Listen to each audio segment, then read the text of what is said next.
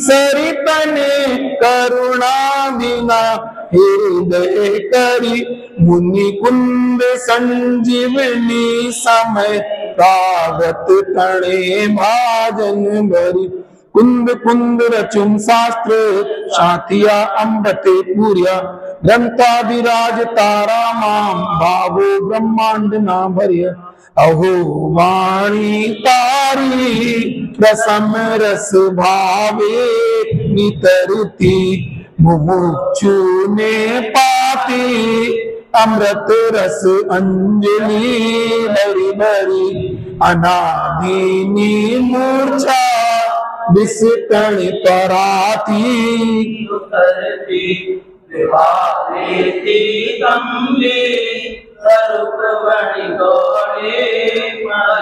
तूचे निश्चय ग्रंथ भंग सगला व्यवहार नाम देवा तुम प्रज्ञा छेड़ी ज्ञान ने उदयनी संधि सहूचे विवा साथी साधक न तुम बान जग नो संदेश वीर नो विषामो भव क्लांत ना हृदय नो तुम पंत नो शूने तने रस निबंध शिथिल थाए जाने तने हृदय ज्ञान तणाम जणाए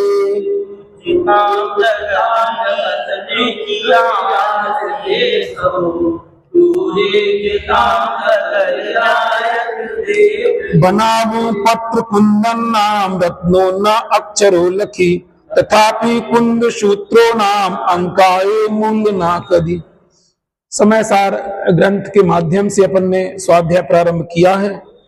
कल हमने मूल हमने बताया था कि अमृतचंद्र आचार्य देव ने इस पर टीका लिखी है जिसका नाम आत्मख्याति है और ग्रंथ का नाम है समय सार।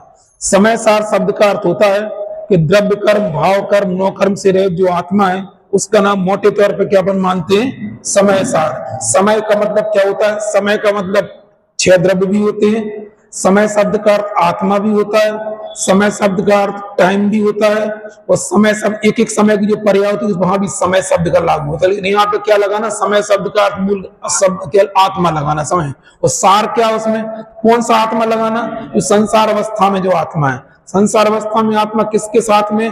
द्रव्य कर्म भाव कर्म और नो कर्म के साथ में। उसमें सार क्या है?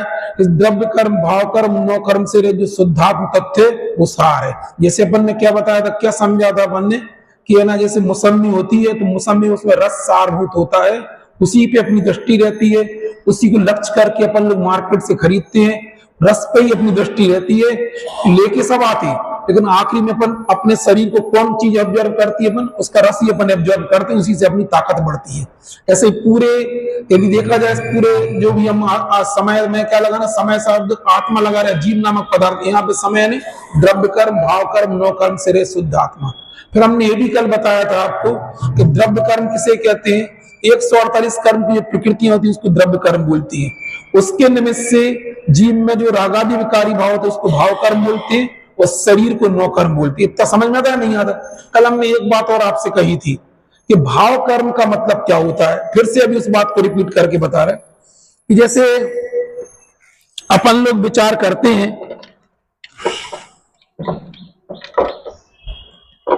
जब भाव कर्म की चर्चा आती है तो हमने खीर का उदाहरण देके आपको वो दिया उदाहरण बताया था कि जब है ना, जैसे आत्मा होता है, आत्मा के ऊपर कितने कर्म के प्रभाव है?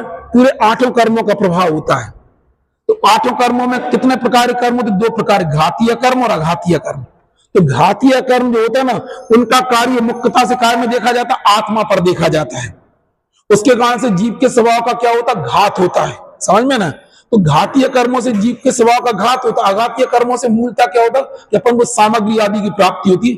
थोड़ी गहराई में नहीं हम जा रहे हैं, उसमें बहुत सारी प्रकृतियां जीव विपाकी भी होती है, उसमें उतनी गहराई में सामान्य अर्थ बता रहे हैं कि अघातीय कर्म जीव के स्वभाव का घात नहीं करते, घातीय कर्म जीव के स्वभाव का घात करते। समझ में? अपन नहीं विचार करते घातीय कर्म कौन कौन से हैं?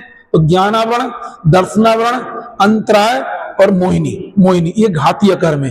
अब अपन ने ये देखा था कि घातीय कर्म में ज्ञानावरण कर्म है, दर्शनावरण कर्म है, अंतराय कर्म है और मोहिनी कर्म है। अब भाव कर्म की जब चर्चा आती है तो उसमें राग द्वेष आदि भावों को भाव कर्म क्यों लेते, उसका कारण क्या है? कि ज्ञानावरण कर्म जो करता है वो जीव के स्वभाव का घात करता है, समझ में ना। लेकिन घात करता है मतलब पूरा घात नहीं करता, कभी भी जो दिमाग में रखना। ज्ञानावरण कर्म क्या करता है? जीव के स्वभाव का पूरा घात नहीं करता है। दर्शनावरण कर्म क्या करता है? जीव के स्वभाव का पूरा घात नहीं करता है। अंतराय कर्म क्या करता है? जीव के स्वभाव का पूरा घात नहीं करता है, समझ में है ना। और मोहिनी कर्म जीव के स्वभाव का पूरा घात करता है, समझ में ना। बिल्कुल आज अपन यदि अपने स्वभाव का घात हो जाएगा तो अपन फिर ज्ञान दर्शन प्रकट ही नहीं होगा, हम तो जानने देखने वाले रहेंगे नहीं। तो तीन कर्म कौन कौन से होते? ज्ञानावरण, दर्शनावरण, अंतराय। इनका कभी उदय नहीं होता, इनका हमेशा क्षयोत्सम होता है, याद रखना। क्या बोलना चाह रहे? ज्ञानावरण, दर्शनावरण, अंतराय, इन तीन कर्मों का हमेशा क्षयोत्सम रहता है, इनमें कभी उदय नहीं होता। इनकी मूल प्रकृतियों का उदय रहता है, वो हम अलग अलग बता